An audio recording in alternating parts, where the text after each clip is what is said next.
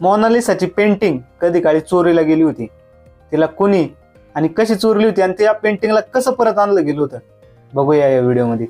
मोनालिसाच्या या 2.5 फूट उंच पेंटिंगला बघायला हजारो लोक लाईन लावून उभे असतात आणि ती बघायला वेळ किती दिला जातो माहितीये का, तर फक्त 1 मिनिटाचा। आणि या 2.5 फुटाच्या पेंटिंगला एका बुलेट प्रूफ ग्लास मध्ये ठेवलं जातं, जेणेकरून कुणी या पेंटिंगला काही इजा करू नये म्हणून। या पेंटिंगच्या इतिहासाबद्दल तुम्हाला युट्यूबवर मारण्याचे व्हिडिओ सापडतील, पण तरी सुद्धा थोडक्यात सांगायचं म्हटलं तर ही पेंटिंग लिओनार्डो दा विंची नावाच्या फेमस पेंटरने बनवलेली आहे। त्याने ही पेंटिंग 1503 मध्ये बनवायला घेतली होती। या पेंटिंग मध्ये जी बाई आहे ती एका जमीनदाराची बायको होती। त्या जमीनदाराने ह्या पेंटिंगची जबाबदारी लिओनार्डो दा विंचीला दिली होती, पण झालं असं की ही पेंटिंग त्याने त्या जमीनदाराला परत कधी केलीच नाही। पुढच्या 4 वर्षात ही पेंटिंग अशीच राहिली। पुढे जेव्हा या पेंटिंगचं काम परत सुरू झालं त्यावेळेस लिओनार्डोच्या डाव्या हाताला पॅरालिसिस झाला होता, त्यामुळे ही पेंटिंग अर्धवटच राहिली आणि आजपर्यंत अशीच आहे। या पेंटिंग मधली जी बाई आहे तिच्या गुड स्माइलमुळे या पेंटिंगला अजूनच महत्व प्राप्त होतं। 1962 साली या पेंटिंगला अमेरिकेला नेण्यात आलं होतं। तेव्हा या पेंटिंगचा एक विमा काढण्यात आला होता जो $100 मिलियन होता, ज्याची आजची किंमत हजारो कोटी रुपयांमध्ये होती। म्हणजे ही पेंटिंग हजारो कोटी रुपयात आहे हे तुम्हाला कळू शकतं। आता मेन गोष्ट सुरू होती या पेंटिंगच्या चोरीची। 1911 साली ऑगस्ट महिन्यातली 22 तारीख होती। फ्रान्स मधल्या लूव्र नावाच्या म्युझियम मध्ये मोनालिसाची पेंटिंग ठेवली होती। हे म्युझियम म्हणजे फ्रान्स मधलं एक सगळ्यात मोठं नावाजलेलं म्युझियम आहे। बऱ्याच पिक्चर मध्ये म्युझियम दाखवलेलं आहे। मी आता सिरीज बघत होतो त्यात सुद्धा हे म्युझियम दाखवलेलं आहे। तर ऑगस्ट महिन्याच्या त्या 22 तारखेला लुई बेरोज नावाचा एक फेमस पेंटर त्या म्युझियम मध्ये येणार होता। कारण होतं मोनालिसाचीच एक हुबेहूब डुप्लिकेट पेंटिंग बनवण्याचं। पण त्या दिवशी जेव्हा ते पेंटिंगच्या जवळ पोहोचले तेव्हा पेंटिंग तिथून गायब होती। असं म्हणतात की माणसाला गोष्ट आपल्या हातातून निघून गेल्यावर त्याची खरी किंमत कळते। पेंटिंगच्या बाबतीत सुद्धा हेच झालं होतं। जशी बातमी बाहेर कळली सगळीकडे गोंधळ माजला, पण ह्याच्या आधी मोनालिसाची पेंटिंग पब्लिक मध्ये एवढी फेमस नव्हती। जेव्हा ही बातमी बाहेर फुटली तेव्हा आधी शहरात नंतर पूर्ण देशात मोनालिसाच्या पेंटिंगच्या चोरीबद्दल गप्पा रंगू लागल्या। ज्यावेळी ही पेंटिंग चोरी झाली त्याचा निषेध म्हणा किंवा दुःख व्यक्त करण्यासाठी म्हणा हजारो लोक त्या म्युझियमच्या जवळ जमा झाली होती। जसं एखादा कोणता नेता किंवा सेलिब्रिटीज मेलाय असं वातावरण निर्माण झालं होतं। कित्येक वर्षापासून एकाच जागेवर बसून आपली गुड स्माइल चेहऱ्यावर असलेली मोनालिसाची पेंटिंग आता गायब झाली होती। पुढे ह्या पेंटिंगला शोधण्यासाठी पोलीस यंत्रणा कामाला लागली। फ्रान्सच्या कोपऱ्यात या पेंटिंगला शोधण्यासाठी पोलीस धडपडत होते। ज्यांच्यावर पोलिसांना डाऊट होता त्या सगळ्यांना पोलीस एक एक करून उचलत होती। त्यात फेमस नाव होतं पाब्लो पिकासो। पाब्लो पिकासो पण काही छोटा मोठा पेंटर नव्हता। त्याच्या एका पेंटिंगची किंमत करोडो रुपयांमध्ये होती आणि आज सुद्धा आहे। त्याला पकडण्यामागचं कारण हे होतं की त्याने सुद्धा काही पेंटिंग ज्या होत्या किंवा ज्या काही पेंटिंग चोरीला गेल्या होत्या त्यांना विकत घेतलं होतं। पुढे पिकासोची पोलिसांनी कसून चौकशी केली पण त्यात पोलिसांना काहीच पुरावा सापडला नाही।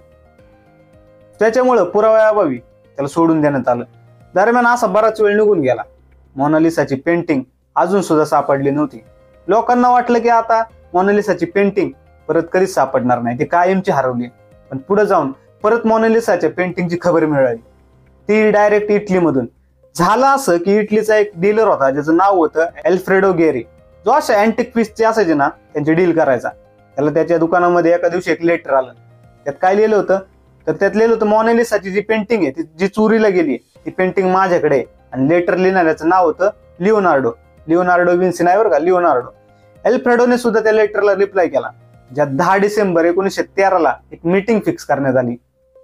त्यानुसार ठरलेल्या दिवशी अल्फ्रेडोच्या दुकानात एक माणूस शिरतो।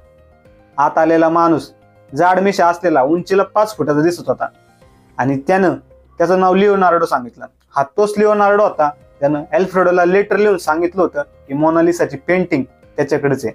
पुढे बोलणी सुरू झाली तेव्हा लिओनार्डो जो होता त्याने मोनालिसाची पेंटिंग दाखवण्यासाठी $1,00,000 किंमत सांगितली। त्यानंतर ही डील फिक्स झाली।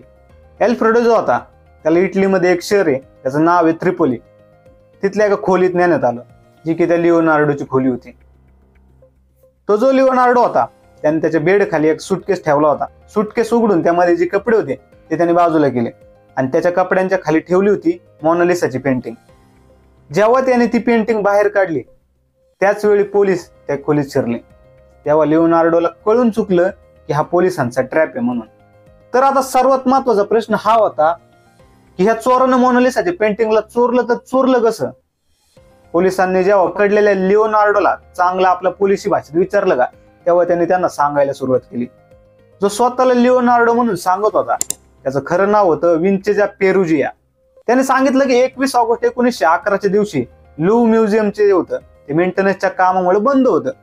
त्याच वेळी पेरुजिया जो होता त्याने पांढरे कपडे अंगावर चढून, जे की तिथल्या कामगारांचे कपडे होते जे मेंटेनन्स वगैरे साठी असतील, साफसफाईसाठी, ते घालून तो आतमध्ये शिरला आणि मोनालिसाच्या पेंटिंग जवळ जाऊन तिला तिथून काढून आपल्या पांढऱ्या कपड्यांच्या आतमध्ये टाकून टाकलं.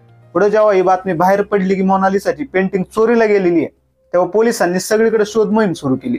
त्यामुळे पेरुजियाने ती पेंटिंग 2 वर्ष आपल्या खोलीतच लपून ठेवली. पुढे जाऊन मग त्यांनी ती पेंटिंग इटलीला नेली. पेंटिंग चोरी करण्यामागे त्याचा फक्त एकच उद्देश होता की ती पेंटिंग विकून त्यातून त्याला पैसे कमवायचे होते. पण त्याला ती पेंटिंग इटलीमध्येच विकायची होती, जेणेकरून ती फेमस पेंटिंग इटलीमध्येच राहील.